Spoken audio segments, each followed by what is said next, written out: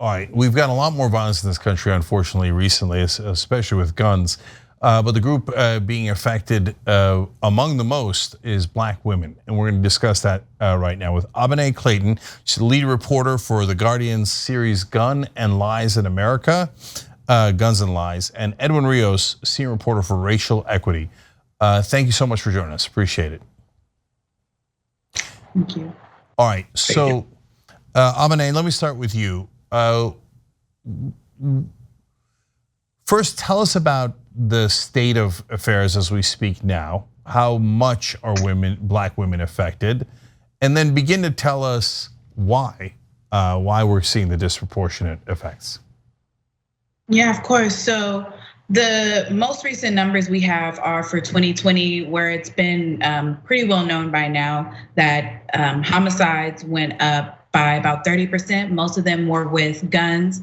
And when we looked at, deeper at the homicide data, we found that for Black women, the homicide rate increased by 33%, and that was higher than any demographic, male or female, outside of Black men. So given that that number was so stark, a main question was, why is this happening? And there are a lot of gaps in FBI data, and CDC data only gives you the cause of death. So based on what was available, we found that it's a combination of domestic violence and community violence, where women were getting into their cars or were, coming into their homes and were caught in the crossfire of another shooting. And outside of that, it was domestic violence situations where a gun was available and someone used that to kill their partner.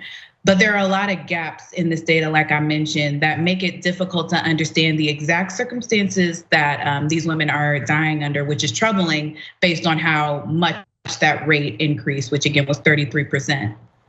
Yeah, so Edwin, it looks like about half of the murders are from people that knew them.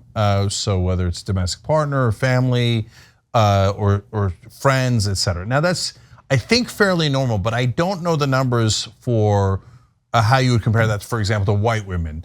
Is it more than half are white women? Is it less than half are white women? Do you know that, Edwin, so we can get a sense of how people are being affected? Yeah, at this point, it's, as Abené pointed out, there are gaps in the data, but, at this point, we do know that Black women, in that sense, the cause or who we know around, who was killed or who perpetuated the violence, like it is more than white women, and it's pretty standardized around across racial groups in that sense. Yeah, Abené, of course, another factor in America is guns, and that's part of why it's in the series Guns and Lies, I imagine. So 3/4 of the killings were done with guns. Just so for the American audience, because we live in a bubble here, that's not normal, is it, in other countries? No, I mean, not that I know of. Being an American journalist that works for a British newspaper, there's always a lot of kind of shock around just how many homicides are with guns. There was about 1,500, I believe, Black women killed, around that number in 2020. And to have 75% of them be with guns is something that is unfortunately unsurprising for a gun violence reporter who knows how ubiquitous firearms are. But if you're looking at this from a place where guns are nearly impossible to get unless you're in like the army or on a police force, I could see how it's completely shocking. But here, like you said, in this bubble, finding that number was unfortunate, but unfortunately unsurprising. Yeah. So look, these are all really hard questions. So Edwin, I'll start with you, but I'm just so perplexed by some of the numbers because Black women who live in Wisconsin or Michigan have a higher homicide rate than Black women who live in Mississippi or Alabama. But for white women, it's the opposite. Why? Do we have any idea why that's the case? In those instances, we don't. It's so interesting, though, that in play, and it's so interesting that you point out those geographic differences because, in the Midwest, it's not as if it's just happening in, big metropolitan areas. It's happening across states, and so that's incredibly troubling as well to point out. And it's also worth noting. It speaks to the fact that you may think of this as a southern issue or northeast issue, but really it's for Black women, it's an issue nationwide and particularly concentrated in the Midwest. I did some reporting upcoming focused on DC and Washington DC, our nation's capital, and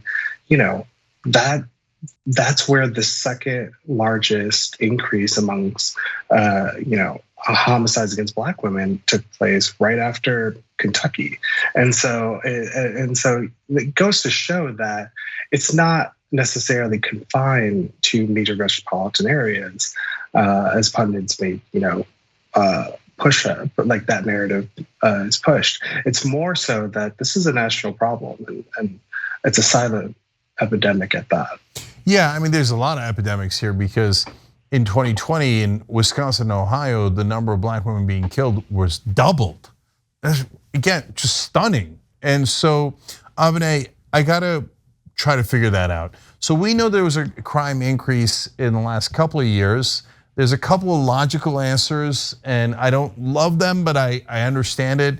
So, for example, I'm a progressive, but when we said, when there's some laws were passed that in some jurisdictions that if you steal under $1,000, there's not going to be much of a criminal consequences. A lot of people start stealing things under $1,000, right? And so when you have mass, it was easier to get away with stuff. So some of it is but why does the homicides and gun homicides of Black women in particular increase during the pandemic? I have no earthly idea. Do you know why? Yeah, it's interesting. When we talk about crime increasing, I think it's important that we acknowledge that it wasn't just this kind of broad spectrum of crime that had this alarming increase. It was homicides, a lot of them with guns across the nation. It was almost, if not fully 30%, and most of the people, disparately, most of the people who were dying were Black men. It was, Black folks make up maybe 6% of the US population, were nearly half of the homicides in 2020. So I think when we talk about crime, it's really important to acknowledge what was most hurting folks and what most can show us larger gaps in systems. I think that's one of the things that we see among Black women is that these kind of unique vulnerabilities aren't necessarily acknowledged that often. For example, Black women were overrepresented in the industries like food service and like entertainment, where they were either being laid off or they were at most risk of COVID. All of this happened amid an unprecedented public health crisis that had intense economic fallout, and that fallout most impacted or disparately impacted Black women. A lot of them are charged with being caretakers in and outside of the home. They're making the money and they're coming back to cook the food that they buy. That's something we heard kind of across states. So I think when gun violence started to tick up for a number of reasons, I think a lot of it had to do with increased economic stress and anxiety. And then there were buffers, like being able to go to a friend's house, being able to go to a movie, as simple as going out to a park or a restaurant, that people had, to not feel the stress of the everyday world and the stress of living in an underserved community where there was already a lot of unaddressed gun violence. So things like community violence prevention programs and peace rallies and some of these things that communities had put together to try to keep themselves safe were pretty much eliminated because it wasn't safe for folks to gather. So I think that had more to do with it. It's a little bit harder to study that, but anecdotally, I've heard from a number of violence interventionists and folks who work in community healing that stress and the taking away of community had a lot to do with gun violence. And when we saw what was going on among Black men, it's hard for me to say, but a lot of that ends up falling on Black women as well. If you're in a neighborhood that's seeing an increased level of violence, there's that bystander situation that happens. When you're in a home that's not safe for you and someone has access to a gun, you throw on economic and world pressures. And unfortunately, conversations and tensions became deadly, and that becomes all the more troubling when access to a gun is not as difficult as it is in a lot of other countries. So due to gaps in data, around victim offender relationship and circumstance, it's really hard to pin down exactly why this is happening for Black women. And there's not a lot of reporting on this outside of what myself and our colleague Lois are doing and what Eddie is doing. So it's tough to say, but I think a lot of it has to do with the additional stressors that the pandemic brought on, all coming down onto a group that was already trying to make it work without a lot of support from the outside world. If anything, these women were the support, for the outside world amongst their communities. So the reason is, it's tough to pin down, but the effect and the impact is something that we're really trying to have come through, so that folks who can study what the exact causes are will have a few more stories, make it feel a little more relevant, so we can really understand what's going on in a scientific way. Yeah, I think your answer is the best guess. Because seriously, in your guys' articles, I see that wealthy neighborhoods have less fatal shootings. And people might think, oh, urban, non-urban. No, it's mainly has to do with stress, right, within the family.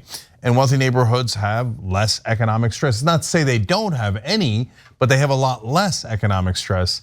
And of course, the lethal part of it, the equation for us here in America is everybody has guns. So the minute the stress boils over, we just kill each other.